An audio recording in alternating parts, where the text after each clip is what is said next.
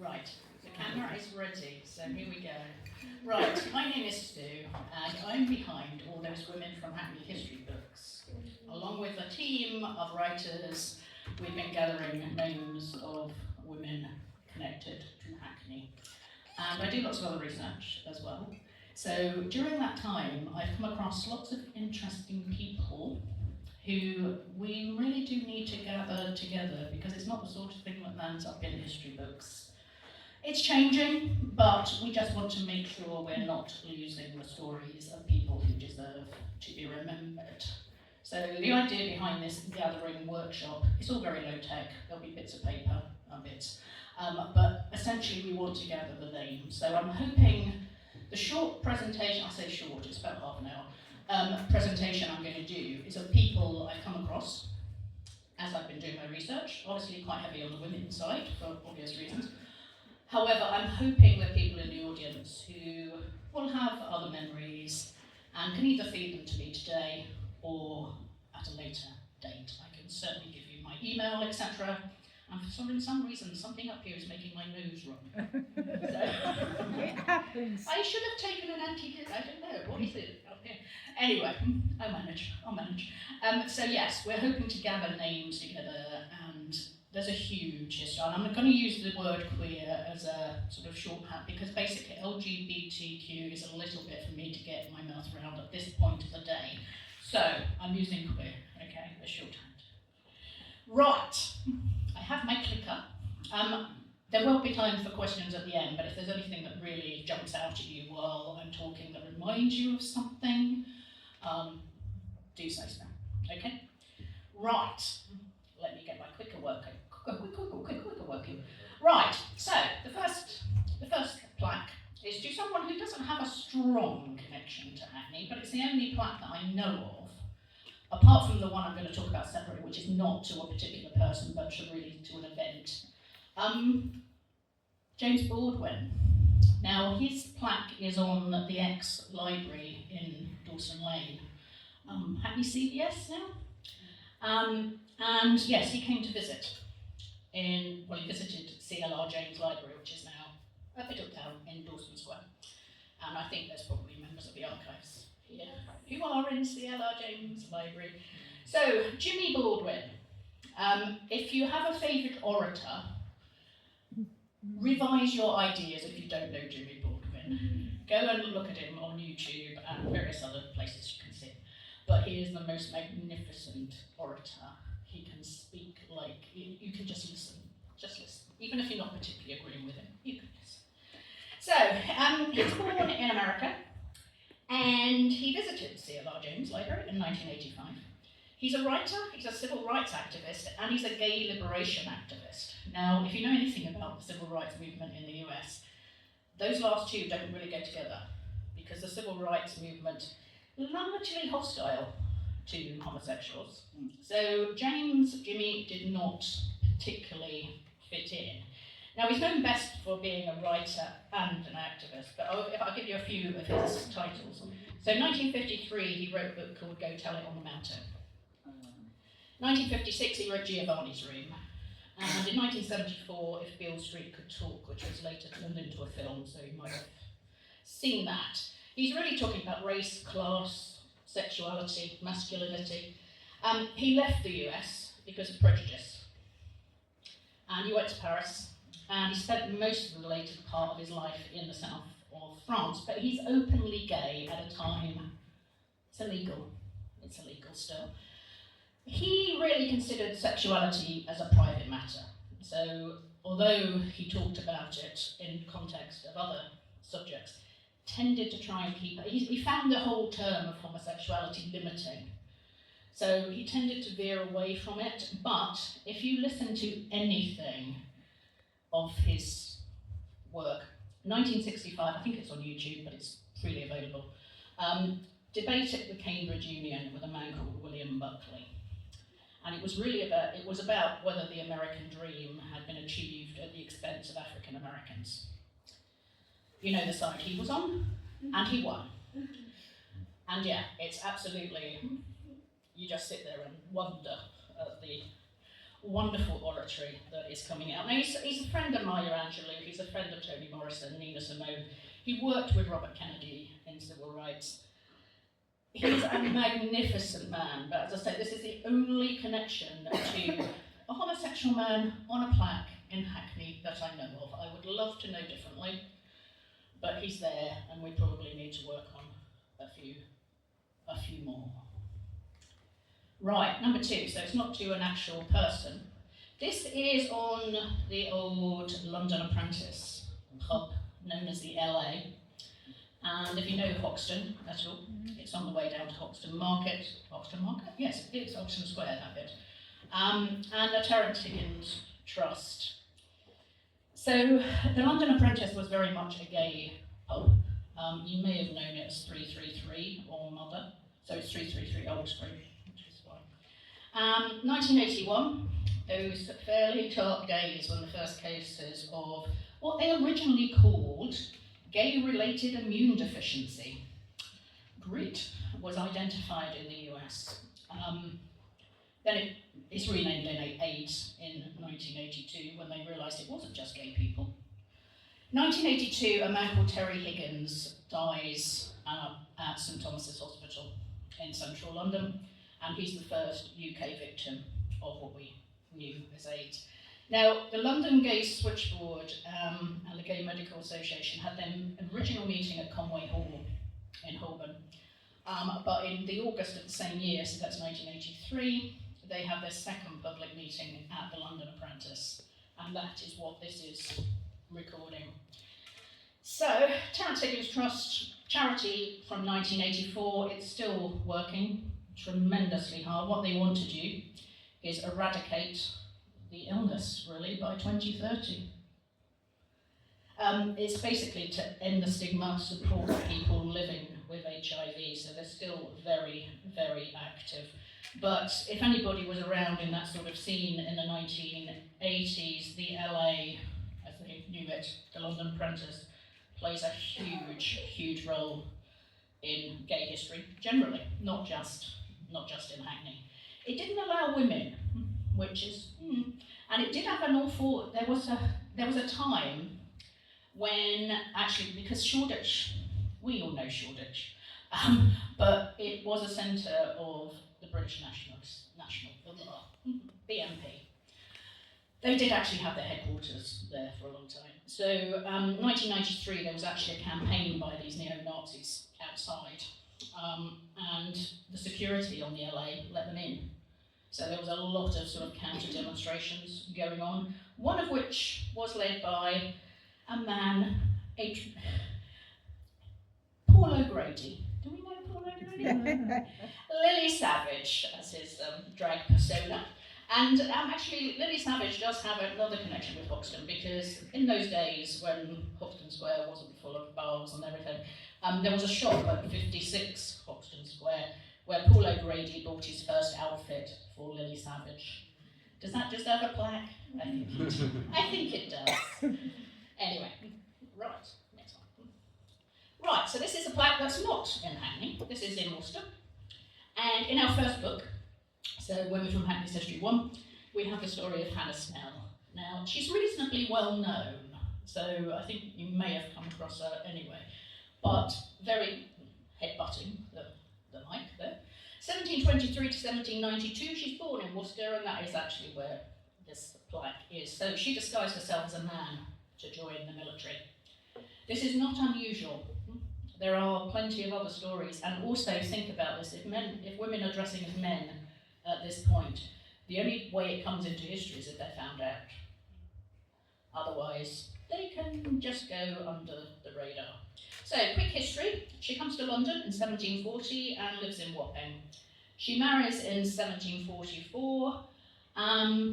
We have a phrase when we're researching women of the scumbag husbands. And she had a scumbag husband. So he runs away, and she decides, as you do, to join the army under the name of her brother-in-law, James Gray, in order to search for said scumbag husband. He was eventually executed for murder, so when we're saying scumbag husband, he definitely comes under that heading.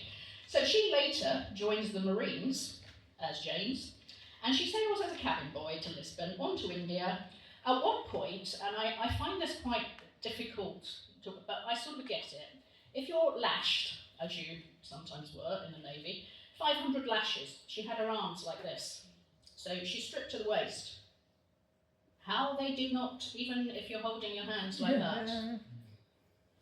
Anyway, 500 lashes stripped to the waist. She was also injured 11 times in battle, and she actually removed the bullets herself rather than having anyone anywhere near her. It is quite an extraordinary story. She reveals her identity when her ship actually returns to England, and then she petitions for a pension from the royal family. Runs a pub in Wapping called the Female Warrior, and she even appears on the stage at Sadler's Wells promoting herself, because essentially she's trying to earn money now. She had 3 marriages, 2 sons, one of whom, and this is her connection with Hackney, is that her son George Eyles, E-Y-L-E-S, was a lawyer that lived in Stoke Newington Church Street, and Hannah Snell actually lived with him for a time. I'm still trying to pin down the exact address, but it's definitely Church Street. And she was eventually committed to the Royal Bethlehem Hospital, and she's buried at Chelsea Hospital, same place as a certain Margaret Thatcher. Shall we leave that to one aside? Right, so that's Hannah. But as I say, there's quite a few of these stories, and I suspect many, many more, because, yeah, unless they were discovered at some point. Right, now I have to say, is Ian in here? Yes, Ian gave me this. Now there's a good thing with sort of local historians and everything, because they know I'm looking for these sorts of stories, so thank you to Ian for this one. So this is Elizabeth Ogden, who seems to have been born in 1722, died in 1750, but she's got loads of aliases. So she's got female aliases, Catherine Emery and Jemmy Preston. Now she gets married at St Pancras Church. Here we go with the scumbag husbands again. Husband tried 3 times to poison her. She needs a livelihood, and that's the big thing to remember at this point, is a very limited amount of employment opportunities for women. So, if you need to earn a living and you can pass as a man, it's probably a good way to go, because you've got much, much more opportunity. So she works for 5 years as a porter, manservant, at 2 distilleries in Shoreditch. One was run by Mr. Miller, one was run by Mrs. Timmings. Webb Square, which is essentially where the Bishopsgate goods yard is now, and Old Street Square. And this story comes out after she dies, so she's only discovered after she dies. Essentially, somebody laying her out for burial went, oh, okay. And so the story gets told. And there's other similar ones that come up, but I've picked on the ones that specifically link in with Hackney. This one's an interesting one. A bit later, Harry Lloyd, aka Marie Leroy. Now, she was born in 1836, she's French-Belgian origin. She arrives in London about 1860, and she lived as a man until 1880. Now, looking back in history, you have to be very careful about using language that we would use today about why people were living in a particular way. Yes, you can make assumptions, but you can never be quite sure unless they have got to a point when they are really quite open about it, and we will get to some of those. But she lived as a man for about 25 to 30 years, and she's part of the group around Hackney Road onto the sort of borders with Tower Hamlets that were secularists, as in they don't follow the church. They're basically atheists, and at that point in time, that's not a good thing. So people like Charles Bradlaugh, for example, who was MP for Hackney, but he's the first atheist MP. It went backwards and forwards, actually. So, you had to swear on the Bible to take your place as an MP, and he wouldn't.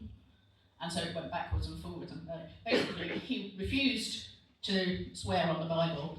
It went back to a by-election. They voted him in again, and then it just went backwards and forwards until the House of Commons decided, okay, we need to do something about So he won. He's an interesting guy. But Marie is part of that, and the interesting way this works, when you read these stories, again, we're coming to practicality here, I think, with Marie, as in, Marie disappears when her sister suddenly gains a husband. Think about this. Sister is heavily pregnant, but no man in sight, for whatever reason we don't know. So, Marie disappears. Suddenly, sister has a husband who's basically doing the same job that Marie was doing.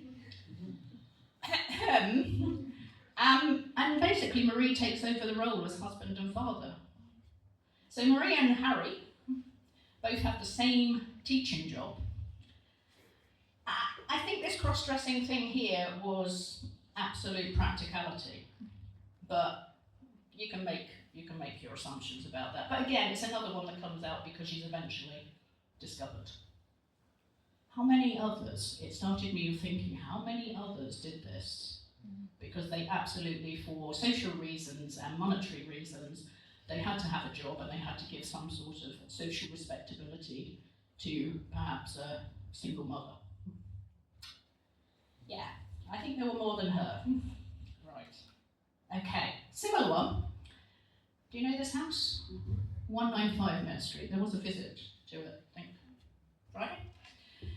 Became the Lansdowne Club, but it for a very long time was the Elizabeth Fry Refuge. So essentially for young female, and I'm saying young because they were as young as 12. It usually was if they were either going to be sent to prison for stealing, or the judge took pity and basically said, well, I won't send you to jail, but you need to go to the refuge. So the refuge taught these young women domestic skills so they could go into a job. And it played that role for a very long time. But one of the interesting people that came up in relation to Elizabeth Fry Refuge, and the archives do have the records. Sadly, it's the wrong date for the particular person I'm talking about here. But she becomes known, and I'll try and call him he from now on, because born a woman, but clearly led a life that meant she basically lived as a man for the rest of her life. Again, we can't judge what Thomas Mary was thinking, but let me tell you the story. The female barman, there's lots of newspaper stories about this, and comes to press attention after there's a trial for stealing from his employer. But basically, Mary Ann becomes Thomas as a teenager and lives as an adult, pretty much a real adult life as a man.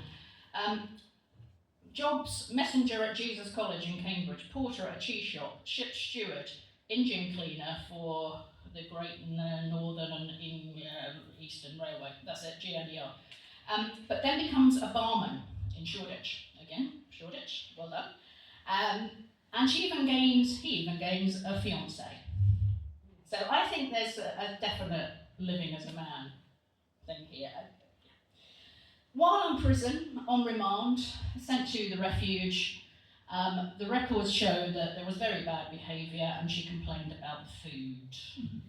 That's why he comes up on, on the record. But he makes his living being advertised as the female barman. Essentially, the pubs around thought, oh, this is a novelty. We can get people in here by saying we've got a female barman. And there's lots of newspaper coverage about, hey, this particular pub is having the female barman on duty on Thursday night. Lots and lots of that. So earns his living that way. Sadly, the last we hear of him is actually 20 years later when he's destitute and begging in Cable Street. Sent to the workhouse, and that's it. We hear nothing more. So sadly, I don't think there's a happy ending for him, but he's an interesting guy. Again, I'm sure there's more. Right. Now, jump forward a bit. Do we know Maureen? Maureen's in the second book. I mean, she's the first woman who's openly lesbian MP, and she lived and worked in Hackney.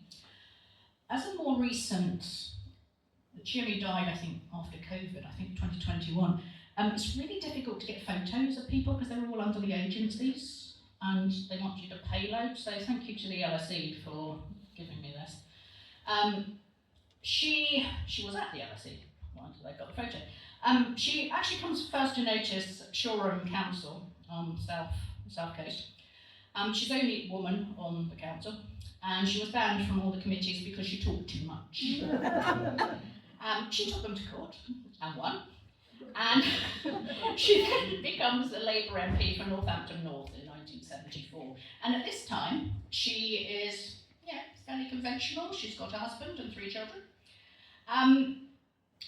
When she first goes to Parliament, one of her friends, who's another MP, is moaning about the canteen and tells her to sort it out.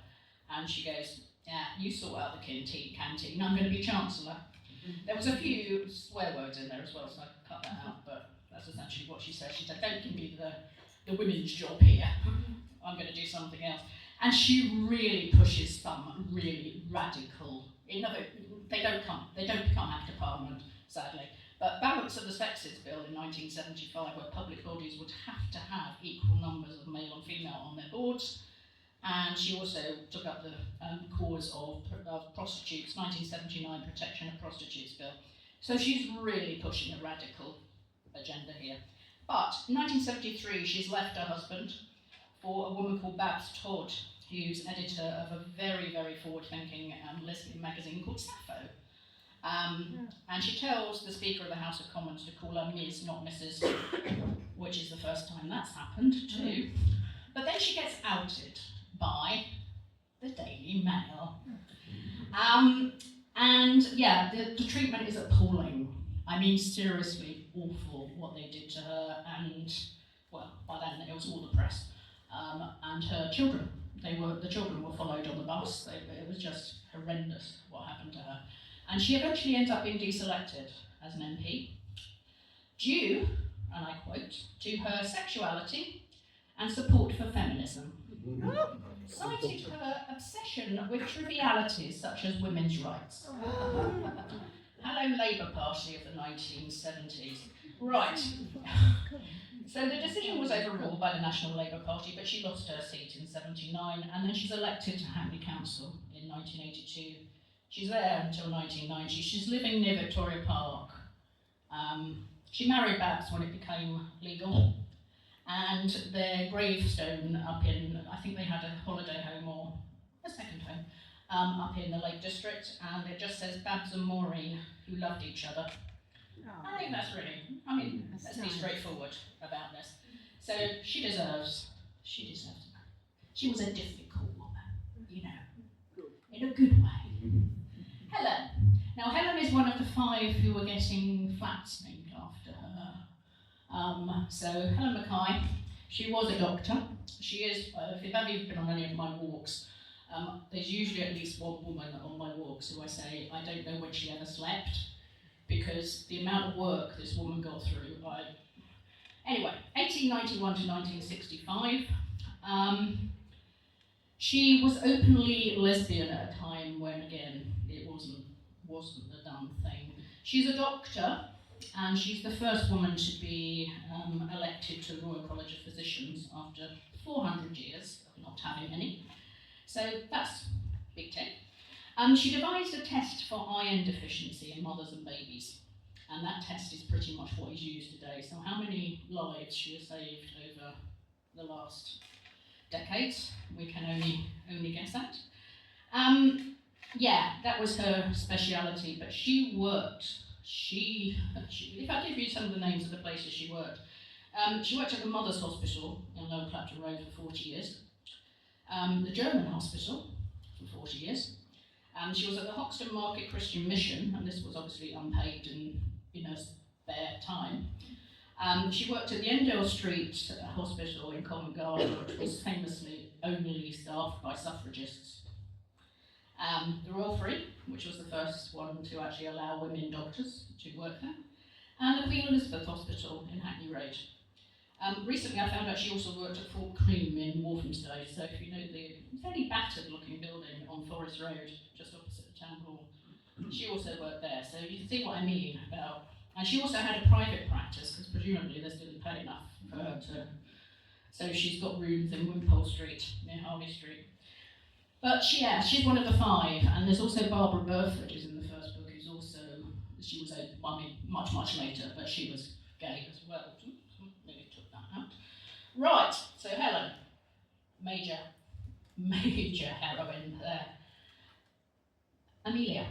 Now, if anybody knows their sort of history of queer history, Amelia Edwards has been around a bit, but she's one of these classics that you sort of think, or maybe it's just me, I don't know.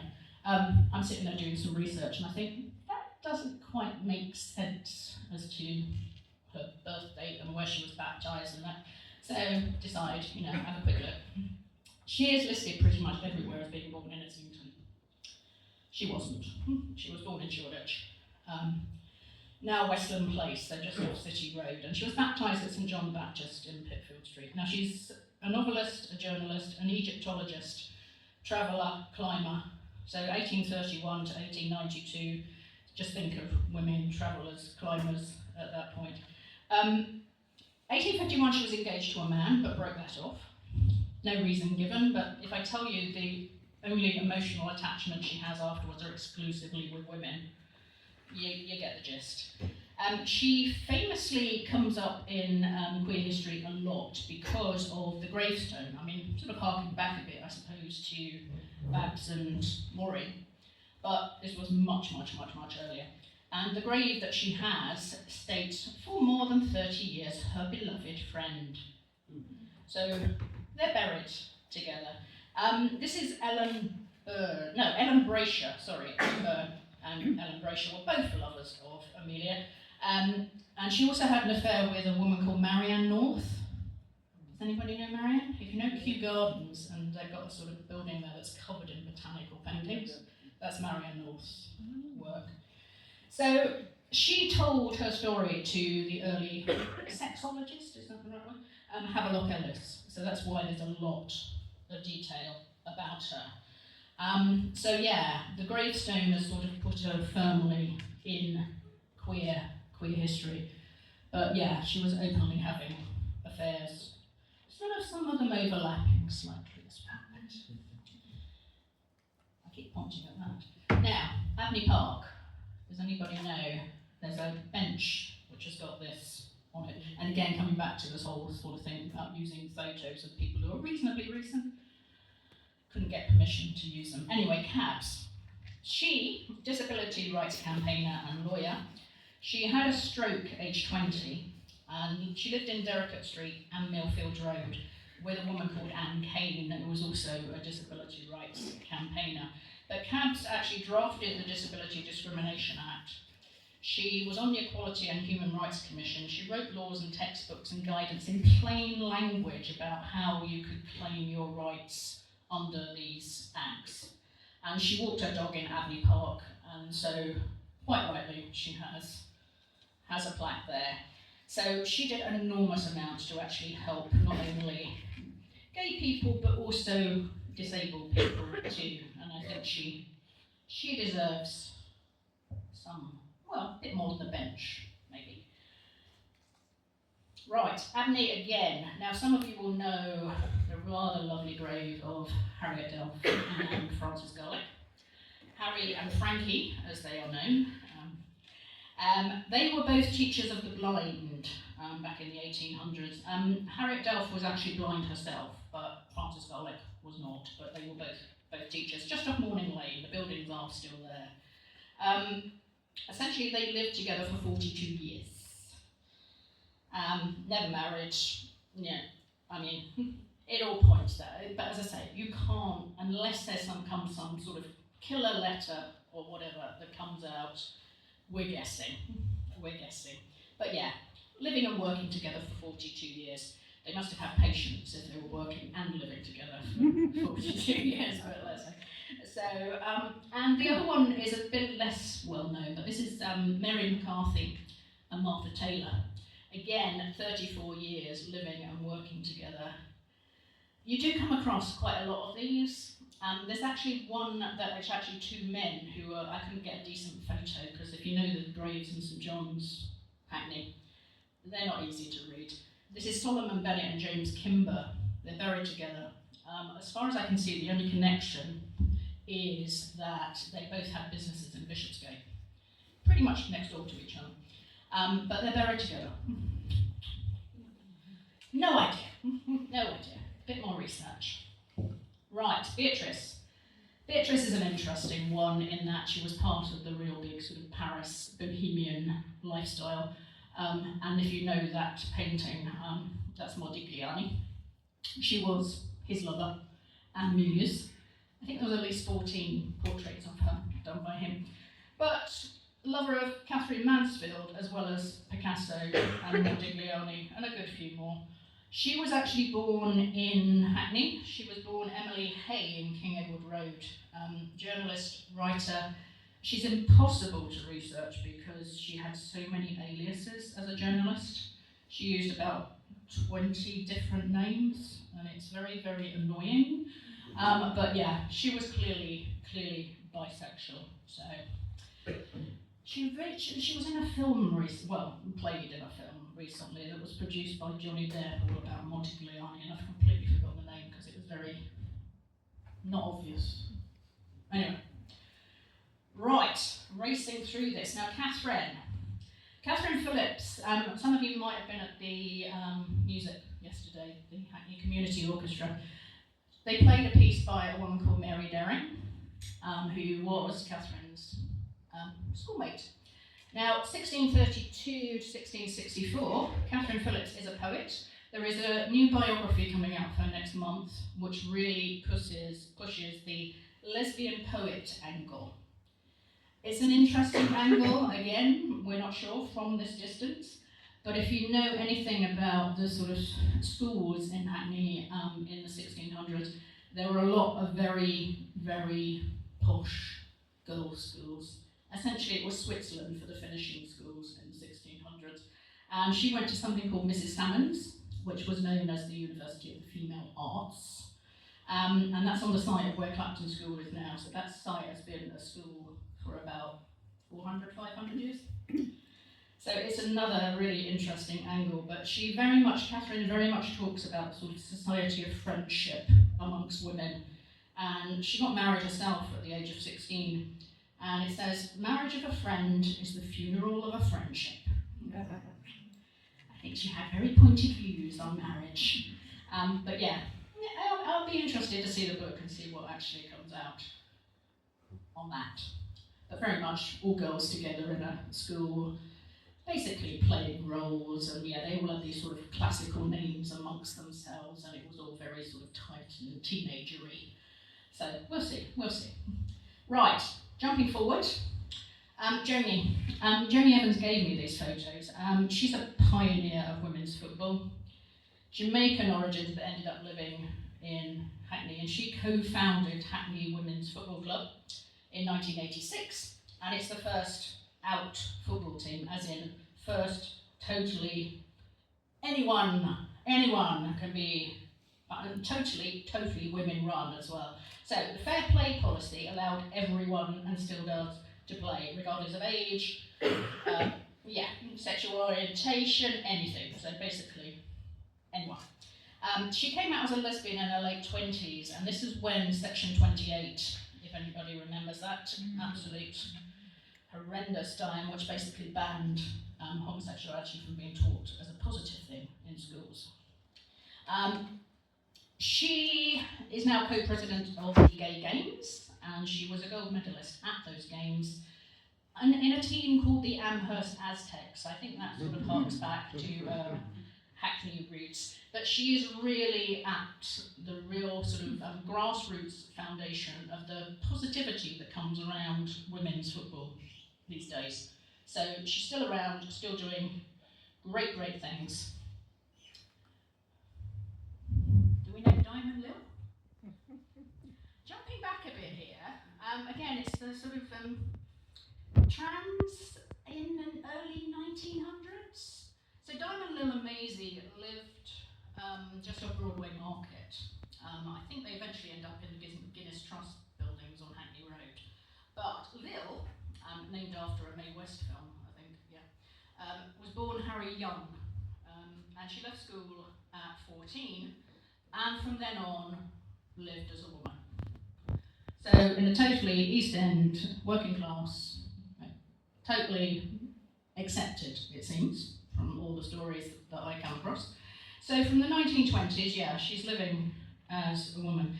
She is described as the archetypal drag queen. They were both singers. You can see them there. That's at the Royal Oak, I think. Or is that the Seabright? Yeah, that's the Seabright. Yes, I've even put it up there. So the Seabright Arms, Royal Oak. Some reports say they owned it. I don't think they did. They might have been licensees for a short time. But also the Perseverance on Broadway Market itself. And Lil has a whole range of menial jobs. And this is always in dresses and high heels, okay? Just think of this. She's pushing barrows in the market. Can't work out if this is Broadway or Columbia Road because it sort of crosses over. She's cleaning toilets at the Nag's Head in Hackney Road. She's working at the Pie and Mash shop in Broadway. She's doing all of this stuff while dressed in full drag, like that. There is a play about both of them, actually. In 2006, it was shown at the King's Head in Upstreet.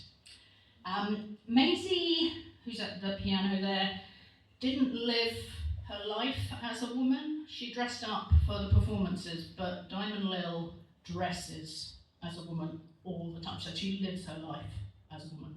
And as I said, this is East End, 1920s through to the 1960s. Totally accepted, it seems. Right. Who have I got next? Do we know the Sisters of Perpetual Indulgence? Oh, yes. Tom Hunter did a talk. I didn't manage to get to it, sadly. But the Sisters of Perpetual Indulgence, the whole movement starts in San Francisco. They do sort of charitable work, educational work, protest activism. They basically critique gender roles. That picture is actually of Derek Jarman being, what's the word? Yeah, he's becoming a saint.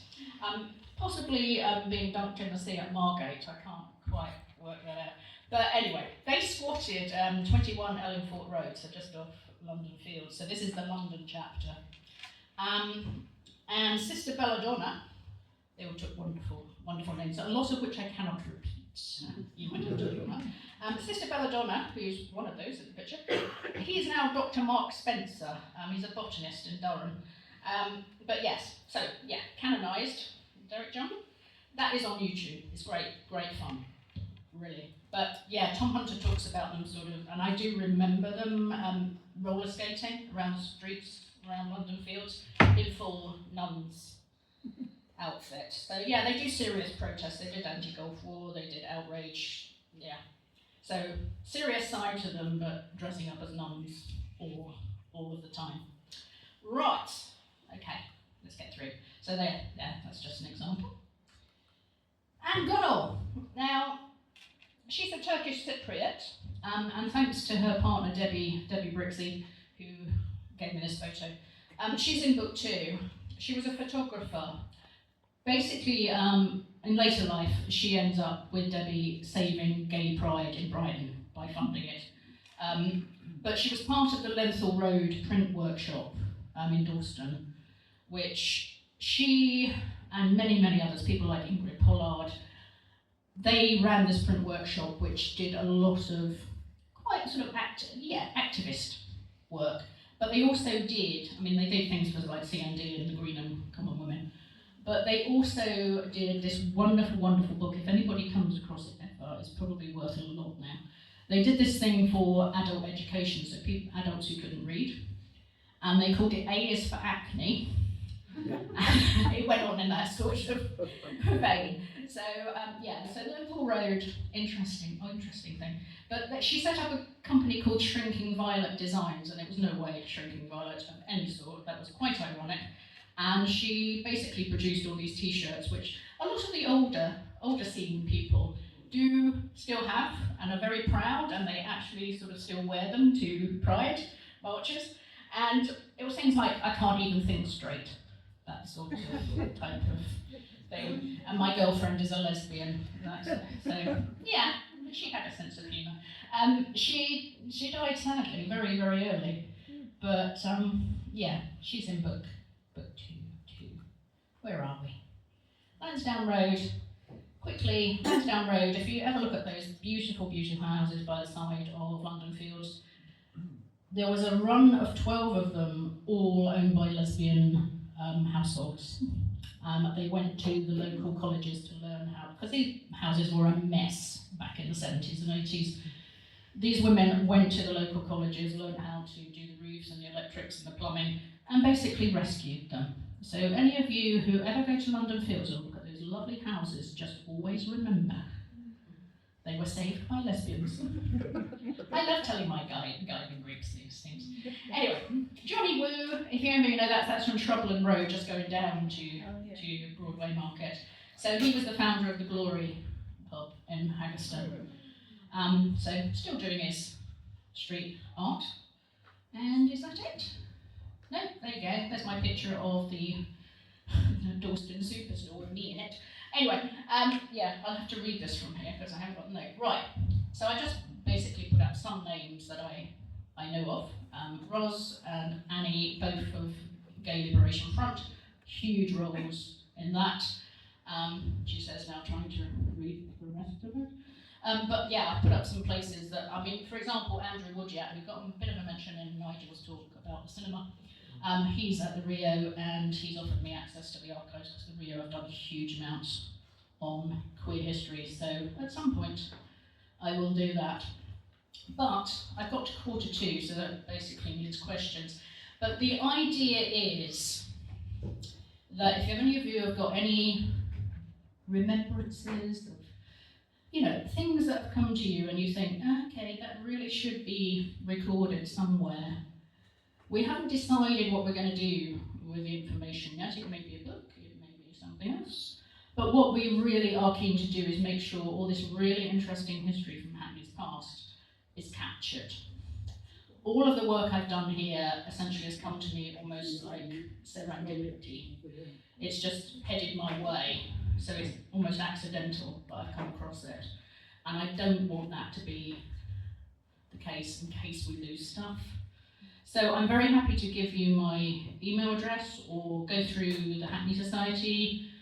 We want to gather ideas and information and names and, yeah, any anecdotes that we have.